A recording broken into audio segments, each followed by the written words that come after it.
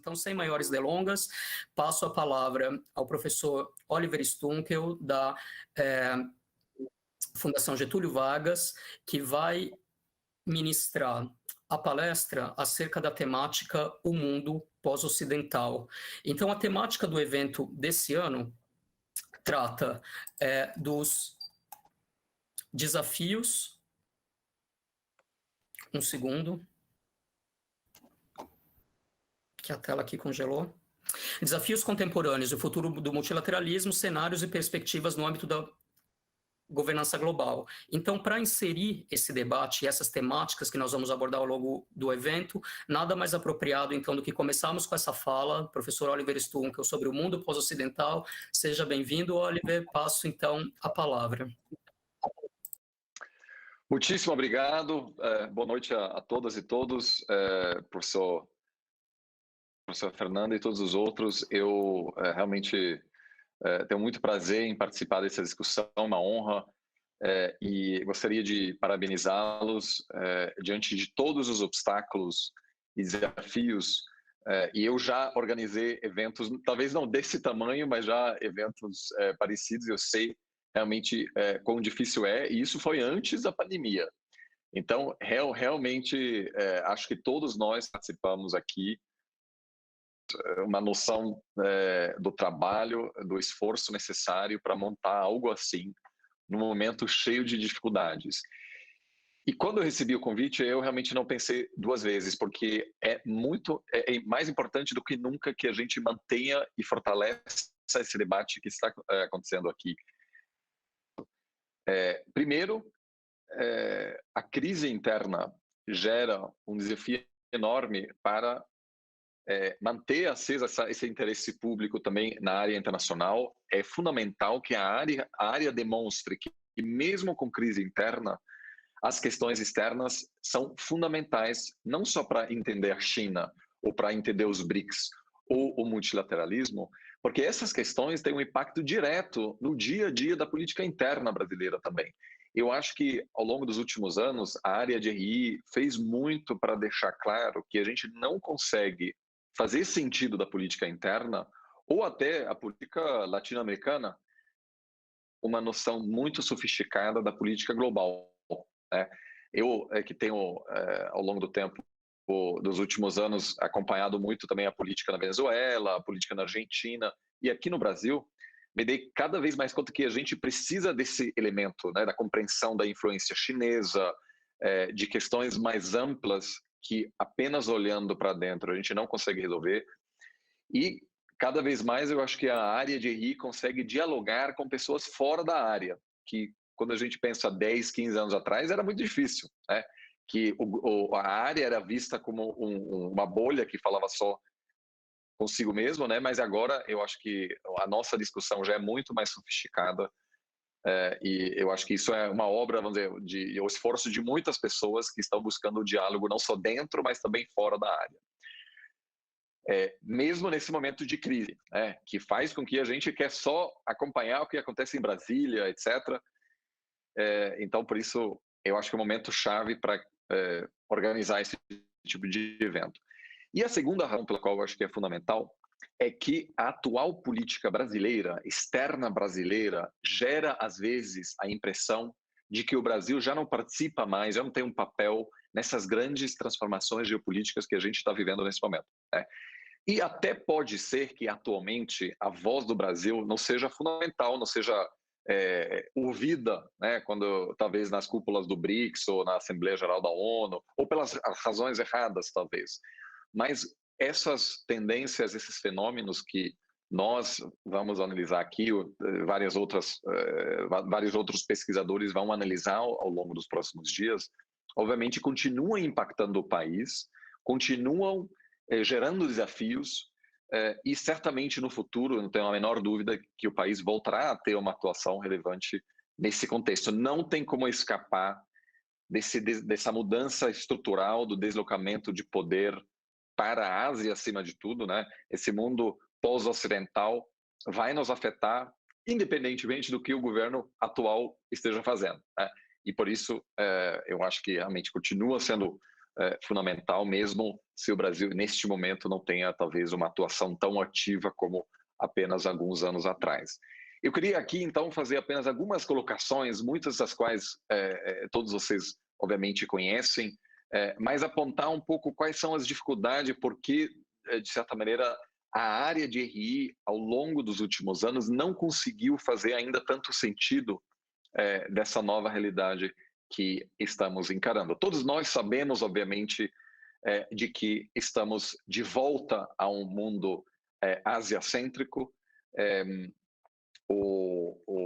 Eu digo volta do mundo asiacêntrico porque a linguagem da ascensão da Ásia é fruto, vamos dizer, do paroquialismo, do ocidental-centrismo da área, que enxerga a ascensão da China como algo sem precedentes, quando, na verdade, obviamente, a Ásia, até muito recentemente, até o fim do século XIX, já ocupava o centro econômico, político, demográfico do mundo, né? De certa maneira, estamos vivendo o fim de um período altamente atípico, que é da liderança ocidental, né? Mas que boa parte da história, o Ocidente era um ator pouco relevante em comparação com a Ásia, e estamos agora de volta para um mundo em que a Ásia e a perspectiva asiática será fundamental para fazer sentido do mundo.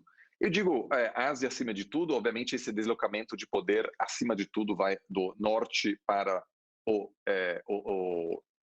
leste, mas também para o sul, de certa maneira. Estamos diante de um processo não só da ascensão da Ásia, mas um processo de multipolarização. E aquilo gera uma dificuldade enorme, sobretudo quando lembramos que a grande maioria das obras, ainda vistas como seminais, como fundamentais na área, continuam sendo, né, ou vêm da perspectiva norte-americana, da perspectiva europeia, né? E foi isso que me levou a estudar essa temática, a desenvolver esse interesse pela temática, porque claramente estávamos diante de um mundo, né, em que, por exemplo, havia uma redução de pobreza inédita aos últimos, antes da pandemia, que obviamente mudou um pouco a trajetória, mas o período de 95 até 2015 foi um momento de muitos avanços, sobretudo no mundo em desenvolvimento, com um processo de, vamos dizer, de democratização, no sentido de que nunca antes havia tantas vozes ativamente participando do debate global, mas, ao mesmo tempo, a sensação principal que se ouvia, articulada por pensadores, acima de tudo ocidentais, foi de angústia, de preocupação do que está por vir, né? E uma falta enorme de conhecimento de perspectivas chinesas, indianas, brasileiras, sul-africanas e de outros países ao redor do mundo, né? Então, de certa maneira, a área de RI, até muito recentemente, continuava sendo uma área muito paroquial. Quando nós vamos para a Associação Internacional, Associação de Estudos Internacionais, que acontece uma vez por ano nos Estados Unidos, esse paroquialismo continua sendo muito presente, né? Uma vasta maioria dos participantes vindo de uma área muito restrita do mundo e olhando para o mundo a partir dessa perspectiva, né? Então, eu acho que avançamos muito nos últimos 10 anos. Quando olho hoje a sofisticação com a qual estamos discutindo China, estamos discutindo BRICS, é incrível o avanço, porque há 10 anos atrás havia pouquíssimas pessoas acompanhando essas situações. Continua havendo, acho que, muito espaço para crescimento e muitas dificuldades, obviamente, não só em relação à área como um todo, mas em relação à imprensa brasileira, porque continua tendo muito mais correspondentes, por exemplo, na Europa e nos Estados Unidos, em vez de ter uma presença forte na China ou na Índia, apesar dos eventos nesses países nos afetarem muito mais no nosso dia a dia, né? Isso são processos que demoram, e eu continuo me preocupando muito com os meus alunos, às vezes, de graduação, que ainda, na sua grande maioria, passam talvez 1 ou 2 semestres na Europa, em vez de conhecer o Japão, ou a China, ou a Índia, que é fundamental, porque essa é a geração que será muito mais afetada por essa realidade asiacêntrica do que a minha, né? Eu sempre brinco que na minha geração a gente ainda até consegue, até a gente se aposentar, a gente consegue fingir um pouco, né? Não ter muita noção de um mundo verdadeiramente pós-ocidental, mas a geração que está entrando no campo agora não tem mais essa opção. Isso fará com que o mundo parecerá muito mais, e será de fato, muito mais complexo, de que para fazer sentido de dinâmicas geopolíticas não será mais suficiente fazer uma visita de pesquisa e entrevistar algumas pessoas apenas em Washington, mas a gente também terá que incluir cada vez mais outras perspectivas, viajar, mesmo se objeto de pesquisa talvez for a política brasileira ou venezuelana ou argentina, talvez viajar não apenas para Washington, mas para Pequim também, acompanhar um número muito maior de cúpulas, né? E também investir mais em tradução de artigos que talvez não estejam sendo publicados nas publicações padrão dominantes, mas que circulam bastante no debate acadêmico chinês ou russo, né? Então a gente também, nesse sentido, tem aí um trabalho a mais pela frente, mas, de novo, isso continua sendo valendo muito a pena, porque além, obviamente, dos perigos que o mundo multipolar gera, né, como todos nós sabemos, e nisso há quase um consenso de teorias, né, de que um número maior de grandes potências gera um maior risco de confrontos entre eles. Também existe um grande número de oportunidades nisso, e foi um pouco isso que me fez escrever esse livro sobre o mundo ocidental, porque a maior participação de países não ocidentais na provisão de bens públicos globais era um tema pouco comentado na mídia, no debate público e acadêmico amplo.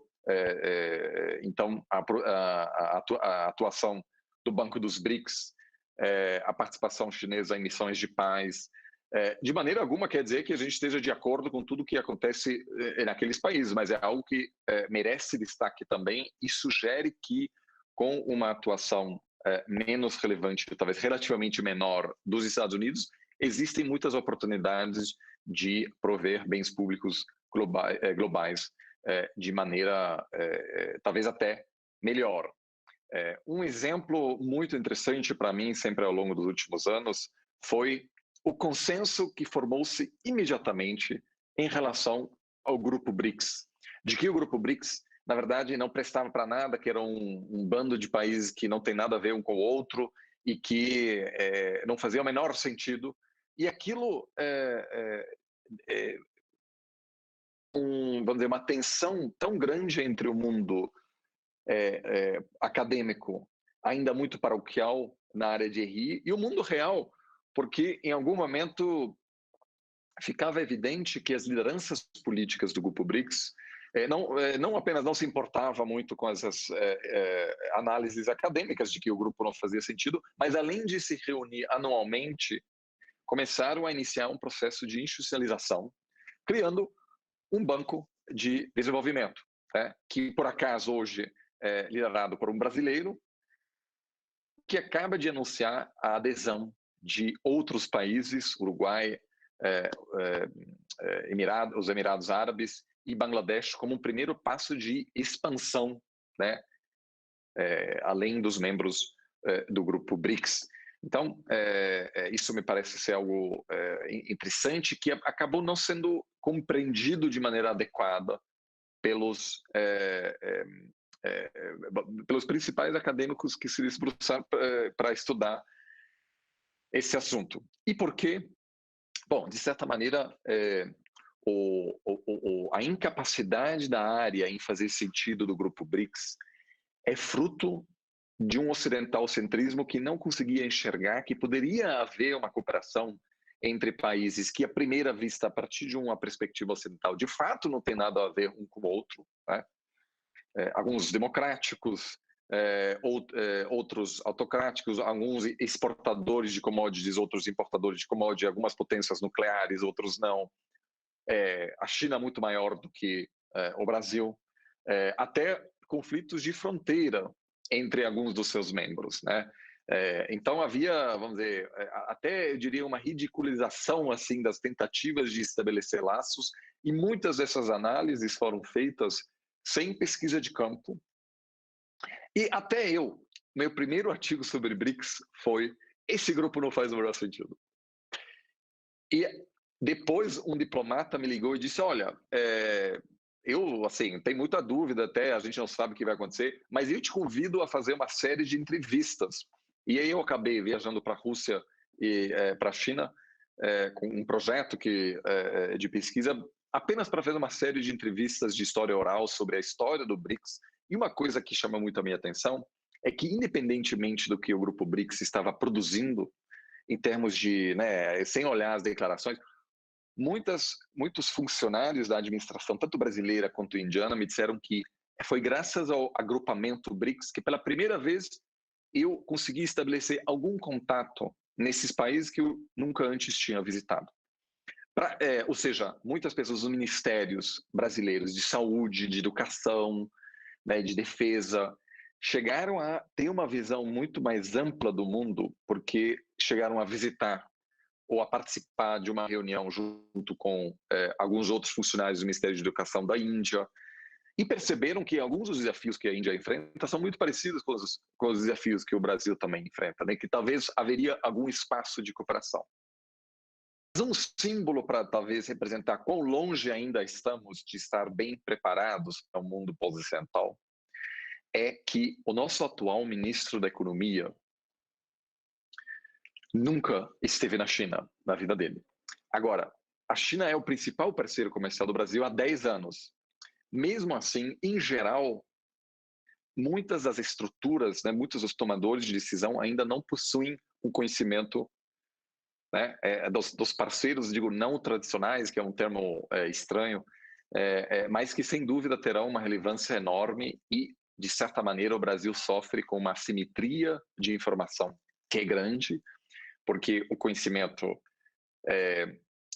na China sobre o Brasil, obviamente, é bastante sofisticado. Eu me lembro que eu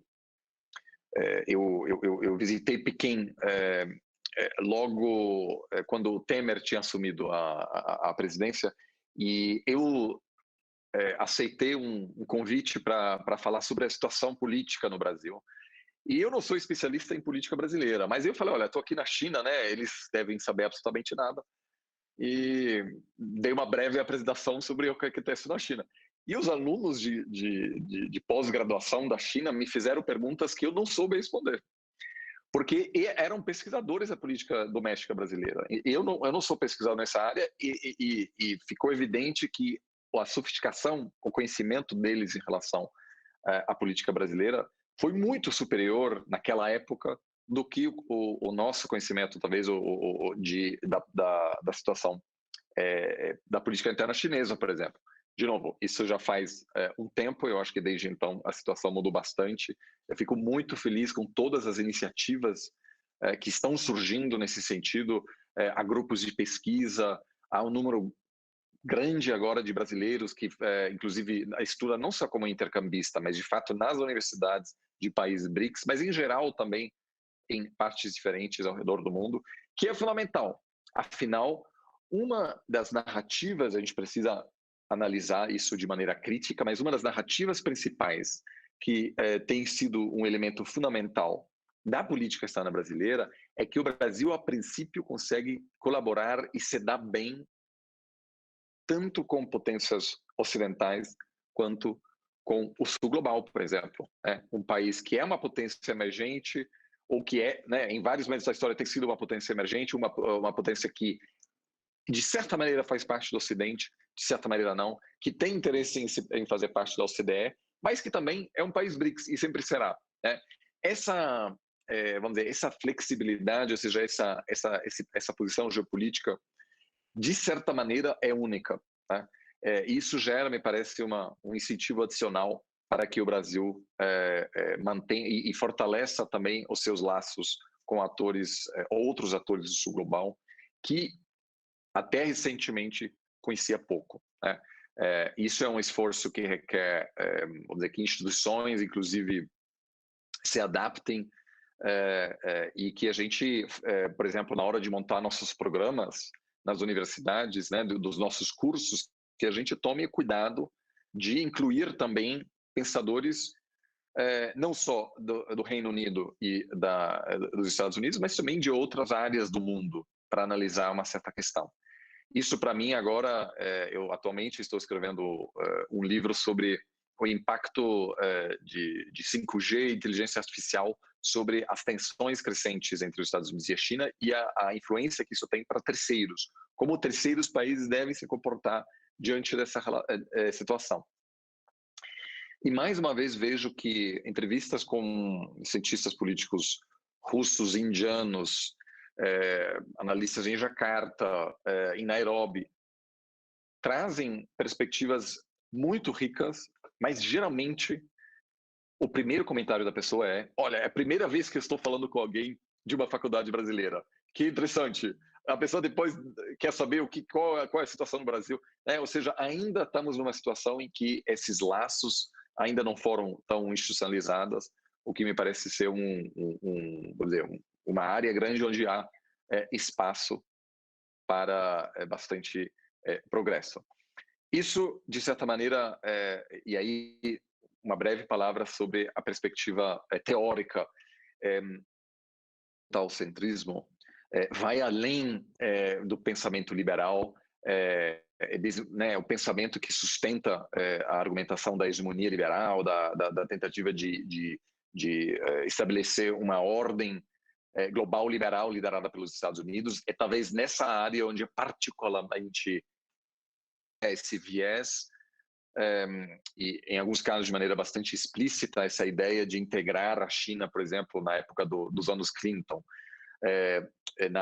no sistema econômico liderado pelos Estados Unidos, na expectativa que a China passasse por um processo de liberalização política, se assemelhando mais e mais às potências ocidentais, é claramente um reflexo de uma visão eurocêntrica, né, ocidental-cêntrica, que inclusive acaba informando tomadores de decisão de maneira errada, né? Que talvez uma visão global mais equilibrada tivesse levado a outras decisões nessa época, nos anos 90.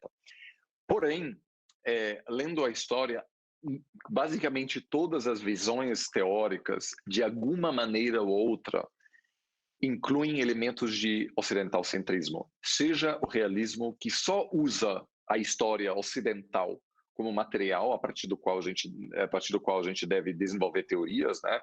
Mesmo se é o caso da Grécia Antiga, que é uma espécie de precursor do Ocidente, que do ponto de vista histórico também é, acima de tudo, uma narrativa, né? Mas poucos realistas se dão um trabalho, por exemplo, para testar suas teorias olhando a história pré-colonial africana, a situação pré-colonial indiana, a situação na China antes do século XIX, né? Tem um vasto material aí que acaba sendo utilizado muito pouco. Então, querendo ou não, apesar da teoria realista ser, vamos dizer, não tratar de assuntos Ocidente, não Ocidente, ela sim acaba tendo um viés. E também pensadores, por exemplo, o Karl Marx era grande defensor do colonialismo, né? Ou seja, na opinião era necessário a destruição dos sistemas feudais, e de fato interessava-se pouco pelas contribuições intelectuais feitas pela China, pela Índia, apesar de serem civilizações muito mais antigas do que a civilização ocidental, né? Isso não quer dizer que o Ocidente não seja importante, mas me parece que quer dizer que talvez o Ocidente não seja tão especial assim como muitos pensadores ocidentais argumentam. Mesmo o termo Ocidente versus não Ocidente é claramente uma tentativa de estabelecer uma distinção entre Ocidente e o não Ocidente, que na prática talvez nem seja tão claro assim, né? Um termo do ponto de vista conceitual bastante vago, e portanto, eu optei por esse termo na época de fazer o livro de pós-ocidental, porque a gente não sabe exatamente qual será, né, qual é a maneira adequada de descrever este mundo, né? Então, eu acho que isso mostra que reconhecer esse viés e buscar ajustá-lo não é uma crítica específica a nenhuma teoria, mas é muito mais uma percepção de que a gente precisa, na área de RI, passar ainda por um processo de globalização da área de relações internacionais, né? Sou até estranho, mas superar esse ocidentalcentrismo, e eu acho que nessa empreitada o Brasil tem um papel fundamental para que a área passe por esse processo de sofisticação não só internamente, mas para que ela possa informar tomadores de decisão de maneira melhor. Então, eu vou parar por aqui. Mais uma vez, muito obrigado pelo convite e desejo a todos um ótimo evento ao longo dos próximos dias. Obrigado.